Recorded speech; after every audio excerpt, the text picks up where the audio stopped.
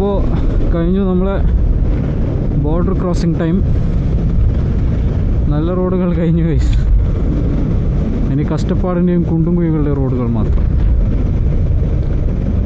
അപ്പോൾ ഇതാണ് excise check post.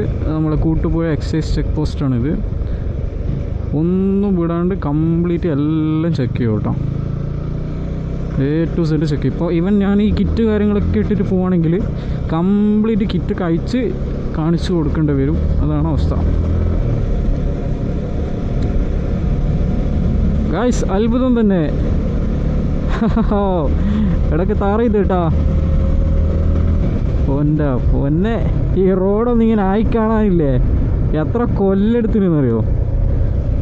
Anyway ഇങ്ങനെ തന്നെ ഉണ്ടായാൽ മതി. ഇത് ഇപ്പോൾ നോക്കിയാൽ എന്ത് രസമുണ്ട്. ഒരു സന്തോഷം തോന്നുന്നു ഈ റോഡിലൂടെ പോകുമ്പോൾ തന്നെ കേട്ടോ. മറ്റത് കുണ്ടും കുഴിയും എന്തൊക്കെയാണൂടാ. നോക്കിയേ, രണ്ട് മലയിടുക്കിനിടയിൽ ഒരു സ്ട്രീമൊക്കെ ഒഴുകി വരുന്നത്. എന്ത് രസമാണ് നോക്കിയാൽ കാണാൻ. വേറെ ലെവൽ. ഇവിടെ നമ്മളെ ഫോറസ്റ്റിൻ്റെ ചെക്ക് പോസ്റ്റ് ഉണ്ട് കേട്ടോ. അതായത് കർണാടക സർക്കാരിൻ്റെ ഫോറസ്റ്റ് ചെക്ക് പോസ്റ്റ് ഉണ്ട് ഇവിടെ. നമുക്ക് എന്ത് ചെക്ക് പോസ്റ്റ്? ടൂ വീൽ ഉണ്ടെങ്കിൽ ഉപകാരം ഇതാണ് കേട്ടോ. നമുക്ക് സിമ്പിളായിട്ട് അങ്ങ് പോവാം.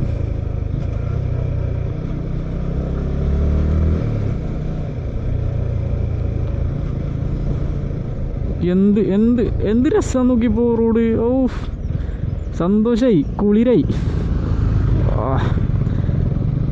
ബാക്കിലൊരു TVSൻ്റെ നമ്മളെ പുതിയതായിട്ട് ഇറങ്ങിയ 350 ആണ് തോന്നുന്നു കേട്ടോ. അതന്നെ അപ്പാച്ച് RR 310. അതാണ് ആക്ച്വലി ഞാൻ എടുക്കാൻ വേണ്ടിയിട്ടുണ്ടായിരുന്നത് കേട്ടോ. പിന്നെ മനസ്സ് മാറിയിട്ടാണ് R15 V4 എടുത്തത്.